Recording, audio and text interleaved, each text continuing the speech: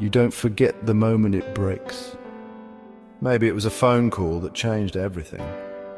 The silence after an argument that was supposed to be just another fight, the hospital bed, the empty hallway. The night you laid awake knowing nothing would ever go back to how it was. Not because you wanted change, but because something inside you cracked wide open. And the world you knew didn't fit anymore. You try to explain it, but the words don't land. People nod, they say the usual things. Time heals, you're strong. But inside, you're not looking for platitudes. You're looking for the person you were before it happened. And that person is gone. This is what Carl Jung called the rupture of the ego, the breakdown of the image we've spent our lives protecting. Not because we failed, but because the unconscious has something more honest it wants us to face.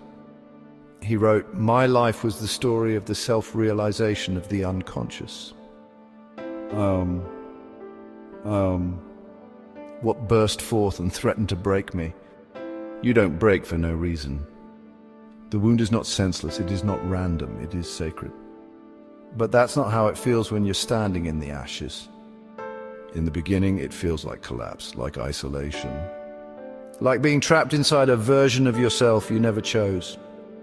So you try to hold it together, you work harder, you smile sharper. You become strong in all the ways people admire, just enough to convince them you're okay, and maybe even convince yourself. But there's a moment, always, that the mask stops fitting. That's where this story begins. Not the story of your success. Not the story of your image, the real story. The one that started when the fracture came. The one you stopped telling because even you didn't know what it meant. But you feel it, don't you? That quiet ache that shows up in the stillness. That strange grief that has no name but colors everything. The part of you that wants to move on but keeps circling back to the wound because part of you knows there's something there you haven't faced yet. This is not weakness, this is initiation. In myth, there's a figure named Chiron, a centaur, half man, half god, who was struck by a poisoned arrow. Immortal and unable to die, he lived with a wound that never healed. But from that pain, he became the greatest healer of his age. Not because he was cured, because he transformed. His suffering became his service. His scar became a source of wisdom. And in the end, the gods honored him, not by erasing his pain, but by placing him in the stars. Chiron's wound became his constellation. That's what the sacred wound does. It marks you. It undoes the life you had planned, so the life you were meant to live can begin. You are not being punished, you are being reshaped. So if you're here, standing in the space between who you were and who you're becoming, this isn't your undoing. This is your passage. And what waits on the other side begins now.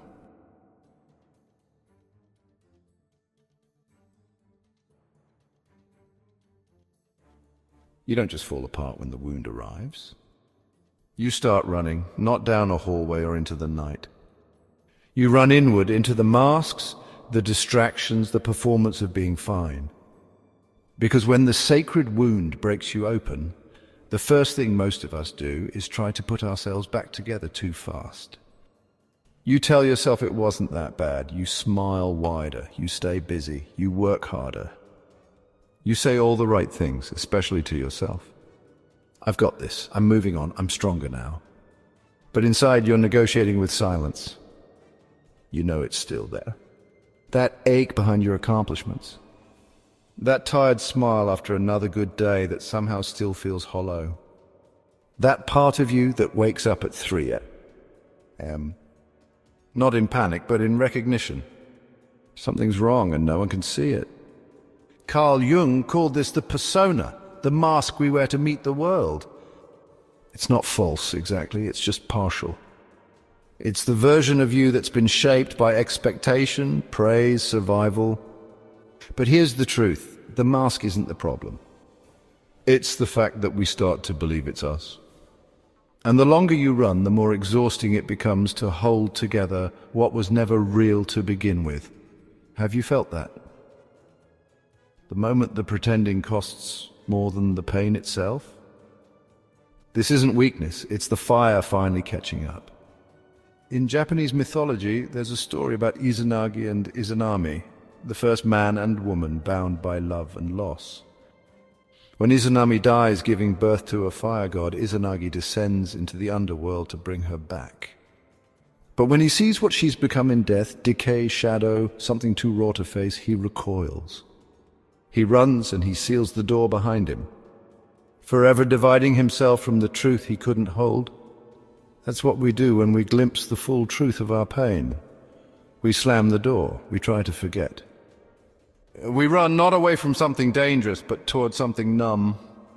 But the sacred wound doesn't stay buried. It waits, it surfaces in ways you don't expect. In the relationships you sabotage, the overwork that burns you out, the quiet you can't sit in, the joy that feels just out of reach. It starts to whisper, you left something behind, something sacred. And no matter how many layers of healing you stack on top, if it was built on avoidance, it eventually cracks. Because the path back isn't forward, it's through. So let's ask what most won't. What if your pain isn't here to be managed or medicated, but to be met? What if the part of you you've been trying to silence is the part trying to bring you home? That's not a metaphor, it's a return, a sacred one. And it begins not with transcendence, but with a single, terrifying, beautiful act. Stopping, right here, right now. So if you're tired of running, don't take another step. Sit with it, look at what followed you.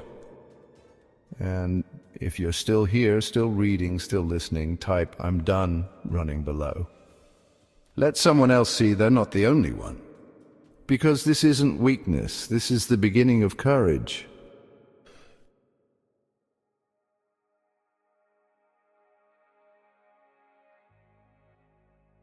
There's a moment when everything stops working, not suddenly, not dramatically, but quietly, like a light that flickers too long before finally going out.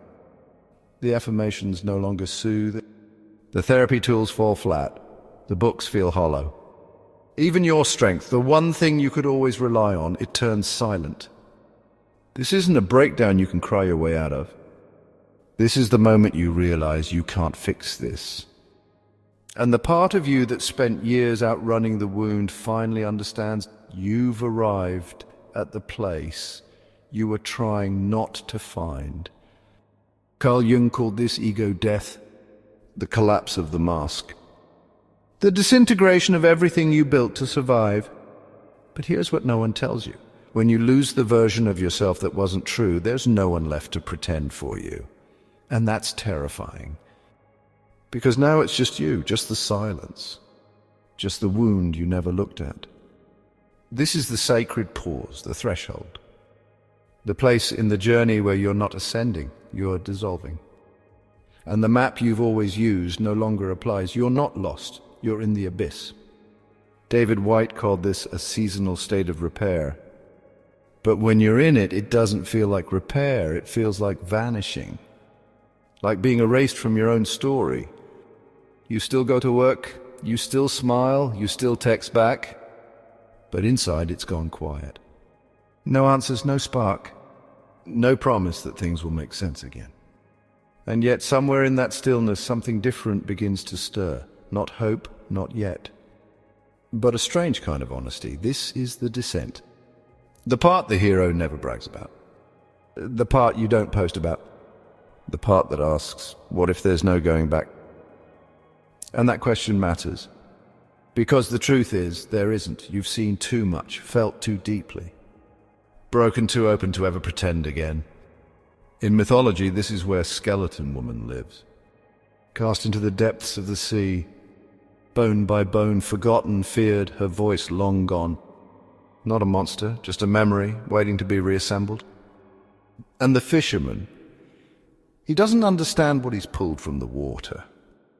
He runs, but she follows. Not because she's haunting him, but because he touched something real, and real doesn't let go. You're the fisherman now, when the wound has surfaced. This is the part where people usually quit, where they say, I guess I'm just broken and numb out again. where they go back to pretending. But if you've made it this far, I'm asking you not to quit. Because the abyss is not empty. It's full of everything you were never allowed to feel. And it's waiting, not to hurt you, to hold you. Francis Weller wrote, "Grief offers a wild alchemy that transmutes suffering into fertile ground." But the alchemy doesn't begin with answers. It begins with the ache. So if that's where you are, if nothing makes sense and the silence is deafening, this isn't the end of your story. This is the beginning of something only the darkness could teach. And if you're still with me, type "I'm in the abyss" in the comments, not for attention, for remembrance. Because this is the part of the journey no one applauds. But it's the part that will save you.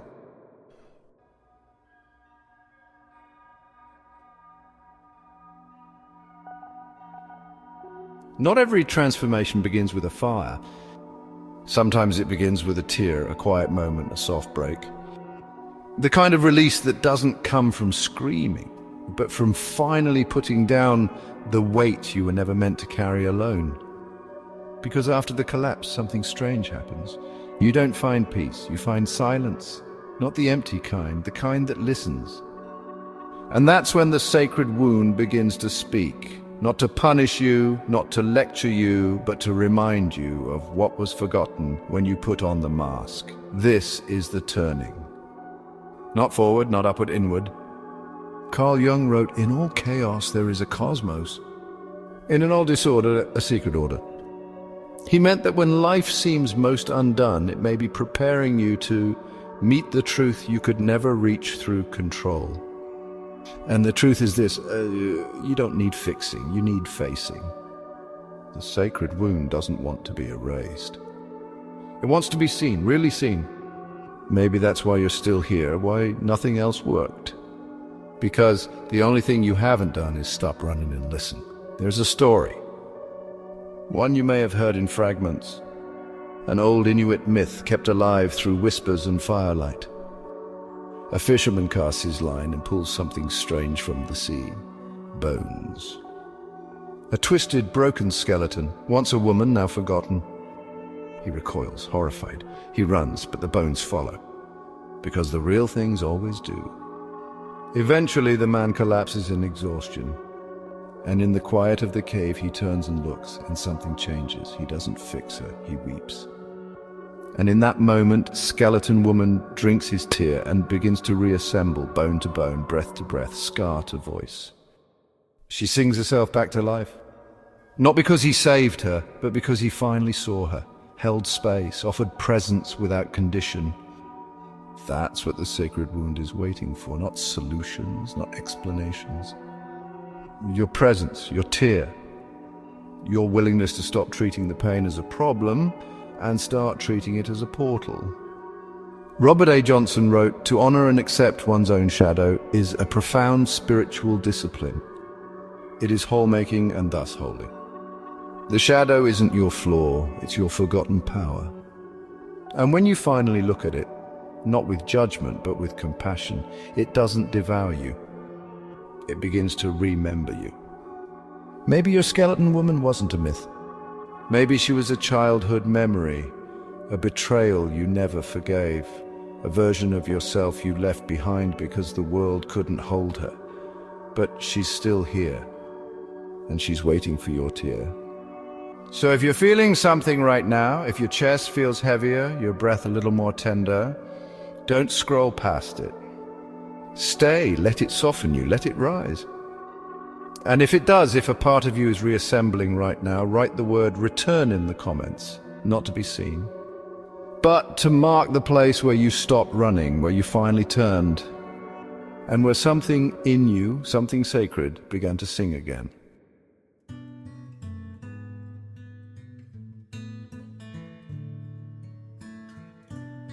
You don't walk out of the abyss the same. You crawl, you rise. You learn to stand again, but slower this time, quieter. Not because you're weak, but because you've seen something you can't unsee. The truth of yourself. The parts you buried. The wounds you denied. The beauty that still existed, even inside the ruin. And now everything feels different. You don't look healed. You don't need to. You look honest. Carl Jung called this the process of individuation, the integration of all you are, not just the parts you've polished. It's not about becoming perfect. It's about becoming whole. The sacred wound hasn't disappeared, but it no longer defines you. It guides you. You start to understand that pain was never the enemy, it was the invitation. And now that you've answered it, your life begins to rearrange. Not loudly, not suddenly, but unmistakably. You pause before you speak. You feel more than you fix.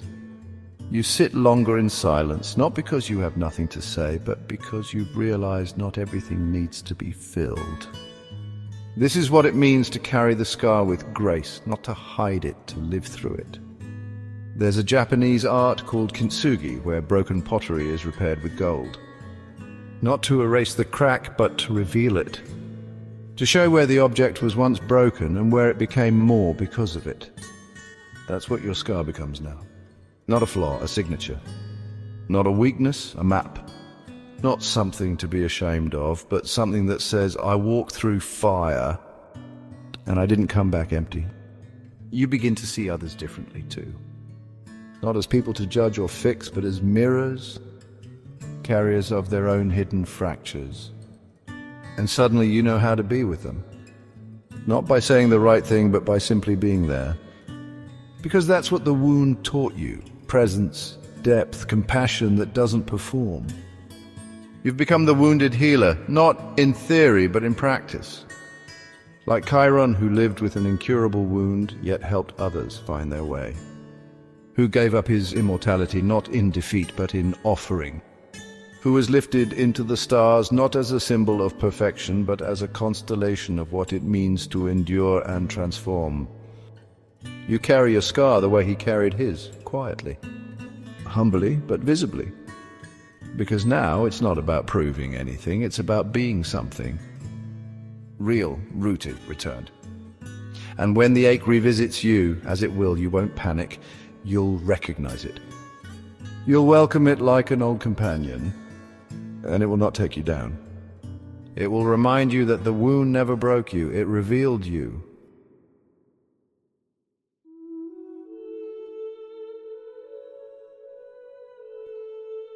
You don't return from the sacred wound with fireworks, you return with stillness, with slower steps, with eyes that see differently and a voice that no longer needs to shout to be heard. There's no grand finish line, just a quieter self. One that no longer performs healing, but lives it. You begin to realize that wholeness was never about becoming someone new. It was about remembering who you were before the world taught you to hide. Carl Jung believed that the soul's path is not linear, it is spiral. That we are brought back again and again, not to be punished, but to deepen, to integrate, to love more fiercely what we once feared. You've seen your shadow, not from a distance, but up close. And now it doesn't scare you. Because the thing you used to run from is the thing that brought you home. And when people ask you how you made it through, you won't hand them a formula. You'll hand them a pause, a presence, a space wide enough for their own pain to land. Because you no longer need to explain the scar. You embody its wisdom in how you listen, in what you no longer chase, in the way your strength is now made of softness. This is what happens when the sacred wound becomes your path. You move differently. Not to be noticed, but because you no longer have to defend anything. You stopped needing to be inspiring. You just started being real.